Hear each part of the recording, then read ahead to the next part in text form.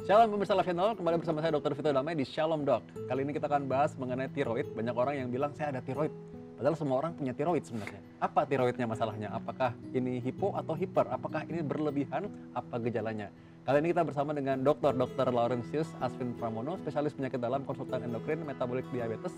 Dan kali ini sudah bersama kita Dr. Asvin. Ya. Dr. Asvin, Ya. tiroid. Ya. Banyak orang yang kan bilang ada tiroid nih ya. Padahal tiroid ini ya memang semua orang punya ya, semua dan orang punya. penting sekali ya. Ya. Secara garis besar mungkin kita kasih tahu kepada pemirsa secara simpel singkat aja apa sih sebenarnya tiroid itu fungsinya. Ya. Jadi hormon tiroid itu dihasilkan di kelenjar tiroid. Itu kelenjar gondok. Ya. Nah, itu posisinya kan di leher ya. Ya. Nah, itu fungsinya banyak, yaitu mengatur metabolisme hampir semua aktivitas dalam tubuh kita. Termasuk juga kardiovaskuler ya, jantung, terus pencernaan, terus juga berpikir, otak, terus tulang juga, otot, gerakan-gerakan semua memerlukan hormon tiroid itu. Nah, apa yang biasanya orang rasakan kalau ini ada gejala hipertiroid? Ya, oke. Hipertiroid itu gangguan tiroid yang paling banyak yang kita dapat di poliklinik ya sehari-hari. Hipertiroid itu selalu pasien itu mengeluh lebih mudah capek. Dok, saya dalam 1-2 bulan ini mudah capek gitu, lebih cepat capek, terus berat badan turun, seperti terengah-engah, seperti itu. Terus debar-debar, mudah capek, berat badan turun, berkeringat terus, itu juga sering dilaporkan. Terus pasien juga melaporkan gejala matanya melotot, membelalak lebih besar, kalau lehernya tuh membesar, membengkak. Nah, kalau orang namanya nih hiper ya, kan ada pasien nih dia bilang jantung debar-debar. Iya. Nah, terus udah gitu dia bilang, oh ini kenapa ya rasanya kayak cepet kaget gitu. Iya. Apakah itu ada hubungannya? Karena pasien suka parno nih kan, dia bilang tiba-tiba dikabarkan sesuatu, ada sesuatu dan dia kaget debar-debar, dia bilang ini kayaknya tiroid nih gitu. Iya, ya memang sih itu mesti dicari tahu benar ya. Kalau mudah terkaget itu nggak selalu sih tiroid. Dia akan kalau hipertiroid itu ya, dia debar-debar tuh konsisten. Terus gitu duk. Tanpa ada berita apapun dia akan mengalami debar-debar gitu. Itu yang sering, dan itu udah lama berlangsung, bisa gak cuma 1 hari 2 hari, bisa 4 minggu gitu, bisa 1 bulan 2 bulan lah gitu. Jadi prosesnya tuh pelan-pelan dirasakan pasien sehingga pasien tuh nggak sadar mulainya kapan ya, kira-kira sekian ya gitu. Nah sebenarnya kan ada orang katanya ini kelebihan tiroid, tapi gejalanya tidak khas gitu. Apa sih gejala-gejala yang tidak khas tapi orang mesti waspada juga, jangan-jangan ini ada kelebihan tiroid? Ya, yang tidak khas ya, tangan tremor. Tangan tremor itu bisa dimiliki oleh penyakit lain sebenarnya ya, Parkinson atau apapun yang gemeter, atau kadar gula rendah juga bisa, orang bisa gemeter. Tapi gemeter yang konsisten itu loh, itu juga seringkali pasien hipertiroid memilikinya. Terus juga berkeringat, tangannya basah, mudah berkeringat gitu. Itu juga tidak terlalu khas banget ke arah hipertiroid, tapi itu juga bisa dialami. Termasuk berat badan turun. Berat badan turun tuh juga bisa aja penyakit yang lain sih, termasuk diabetes juga. Tapi ini dialami oleh penderita hipertiroid. Nah jadi sekaligus ini menjawab juga banyak orang yang kalau bertanya kepada dokter itu, dok kalau tangan berkeringat ini apa masalah jantung? Bukan. Padahal ya memang walaupun itu salah satu bagian dari masalah jantung juga, dan tadi juga masalah tiroid juga, tapi tidak semuanya itu harus dari masalah situ aja.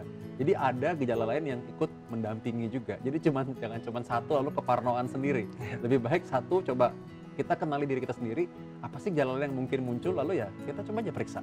Karena ternyata periksanya kan sebenarnya dengan pemeriksaan kita bisa tahu ini diagnosisnya apa. Jangan main dokter-dokteran sendiri malah jadi ketakutan sendiri nanti. Dokter Asvin, kita lanjutkan ya. Tadi mengenai gejala-gejala dari tiroid. Kenapa bisa ada hubungannya? Orang yang penyakit tiroid kok hubungannya sama mata membelalak? Gimana tuh prosesnya? Ya itu, jadi gejala mata itu atau orbitopati ya. Orbitopati mata tiroid adalah gejala ekstra tiroid yang paling sering dari gangguan tiroid. Itu kenapa? Karena ada autoimun. Ada autoimun dari hipertiroid itu, jadi TRAP namanya itu. Autoimun hipertiroid itu yang ada menempel di reseptor di belakang mata. Jadi ada salah satu reseptornya tuh bukan hanya di kelenjar gondok atau tiroid, tapi juga di belakang mata. Nah itu ditemukan. Makanya kalau orang tuh udah hipertiroid, terus antibodi autoimunnya tinggi, dia bisa membuat radang di belakang bola mata sehingga matanya sedikit menonjol gitu, atau bisa ada yang besar sih banyak, atau kelopaknya ada yang keangkat sedikit. Nah itu gejala-gejala itu perlu dicari tahu apakah itu berhubungan dengan tiroidnya. Banyak juga kita menemukan pasien-pasien itu datang dengan laporan mata dulu, tapi dia nggak merasakan bahwa lehernya tuh bermasalah gitu. Tapi setelah ditanya-tanya, ya ada berdebar, ada. Baru ketahuan bahwa dia adalah pasien tiroid gitu, hipertiroid. Salah satu gejala tadi yang tidak khas tapi ya mungkin bagi orang tertentu merasa kok nggak bisa gemuk ya atau turun berat badannya malah. Itu kan bisa karena gejala lain juga. Bisa. Tapi apa yang menjadi penanda bahwa jangan-jangan ini adalah tiroid juga nih masalahnya. Kenapa berat badan turun ya? Jadi orang nggak happy tuh, padahal bisa happy ya kalau jadi slim ya. Ya jadi nafsu makannya bertambah. Itu nafsu makannya bertambah, makannya banyak, tapi dia bingung gitu ya, bingung kenapa kok badannya turun gitu. Jadi berat badan turun itu bukan karena dia memang sengaja diet atau dia nggak makan banyak, tapi dia sudah makan banyak gitu ya, makannya biasa aja atau makannya malah banyak, cenderung malah banyak ya kalau hipertiroid karena dia hipermetabolisme. Terus setelah makan banyak tapi dia kok badannya turun gitu. Karena ada orang yang suka juga sih dalam situasi seperti itu, tapi dia bertanya-tanya dan bingung, ditambah gejala lain dia akhirnya bertanya ke kita gitu. Dia googling tuh biasanya tuh, nanya gitu di internet itu cari, akhirnya dia diarahkan untuk ternyata nih jangan-jangan saya gangguan hipertiroid. Nah baru dia kontrol lah kita ke dokter gitu. Apa sih masalah yang bisa ditimbulkan kalau jangka panjang nih, masalahnya berlarut-larut misalkan?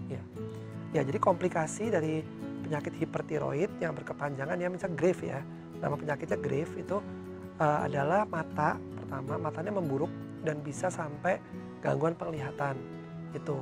Nomor 2 adalah jantung. Ya, jadi aritmia dan debar-debar jantungnya itu berkelanjutan sampai dia menetap. Jadinya akan mengubah irama jantungnya lah gitu ya. Dan akhirnya jadi terlalu cepat sampai membahayakan itu. Apalagi ya gangguan-gangguan pencernaan juga bisa terjadi pada pasien-pasien hipertiroid, di mana pasien itu sering buang air besar, terus lemas dan sebagainya. Itu sih. Saya memang punya pasien itu waktu itu ya dia debar-debar, jantungnya terlalu cepat, akhirnya dia cepet capek juga, metabolismenya meningkat, ya itu. Sampai dia bilang kok cepet capek, barulah dia memeriksakan diri. Padahal sebenarnya mungkin kalau dari awal lebih baik ya. Lebih baik, iya dong. Nah dari segi prognosis pengobatan dan lain-lain sebenarnya ini masa depannya gimana? Bisakah seseorang dinyatakan oh, kamu sembuh? Ya, itu pertanyaan banyak orang juga. Jawabannya bisa. Jawabannya bisa. Jadi seorang pasien hipertiroid itu bisa sembuh. Jadi dia bisa dengan beberapa cara ya kesembuhan itu.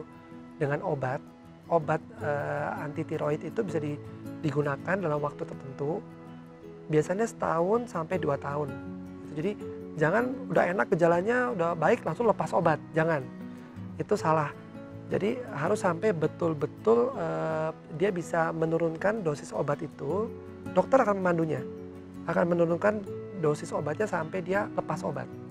Nah itu adalah dia bisa pakai obat atau bisa pakai diablasi juga bisa, dinuklir sampai dia membaik hipertiroidnya, atau operasi. Nah kalau dioperasi berarti diangkat tiroidnya, pasiennya jadi tidak punya tiroid lagi gitu. Jadi memang sembuh sih hipertiroidnya, tapi pasien itu akan membutuhkan hormon tiroid untuk pengganti hormonnya gitu. Tapi bisa sembuh. Jadi orang bisa dinyatakan lulus ya dari tiroid ya? Bisa. Artinya bisa lepas obat pun sebenarnya ada harapan untuk itu? Ada harapan. Yang sering kali terjadi itu pasien itu dia lepas obat dengan seenaknya gitu ya maksudnya. Terus dia jadi kambuh lagi, minum lagi. Jadi saya tuh udah 10 tahun loh dok minum obat ini gak sembuh-sembuh. Berarti artinya ada sesuatu di situ. Dia bisa aja tidak mengobatinya dengan benar gitu. Ketika dia lepas obat itu tidak dengan lepas obat yang cara yang benar. Itu bisa jadi ya atas kemauan sendiri lepas obat. Padahal kalau dia dipandu minum obatnya sampai betul-betul kecil dosisnya, dipandu, dia akan bisa lepas obat dengan baik-baik, dengan benar gitu. Emang apa sih obatnya tuh apa nggak enak apa gimana sampai orang lepas obat? Apa bosan aja? Bosan aja sebenarnya. Obatnya sebenarnya nggak ada sesuatu yang membuat dia jadi susah sih. Obatnya kecil juga obatnya. Ya ada obat kalau PTU tuh pahit sih rasanya, cuman tidak semuanya membuat orang tuh terganggu sebenarnya, enggak. hanya bosan aja. Bosan aja. Sebenarnya kan justru dengan minum obat, dengan hormonnya sudah kembali balance atau seimbang lagi, harusnya gejalanya juga berkurang dong ya. Betul, betul. Jadi pasiennya tuh harusnya tambah baik dong Tambah rasanya. baik harusnya gitu. Itu juga ya kadang-kadang ini satu lagi nih ya yang orang perlu tahu bahwa ada antibodi tiroid yang bisa diperiksa. Namanya TRAP. TRAP itu di lab sudah ada di Jakarta sudah ada. Nah, TRAP itulah panduan kita untuk menghentikan obat. Sepanjang TRAP itu masih positif, kita jangan lepas obat dulu. Kalau sudah TRAP-nya sudah negatif, baru kita merencanakan untuk kapan nih kita mengurangi obat tersebut sampai bisa lepas obat gitu. Soalnya kalau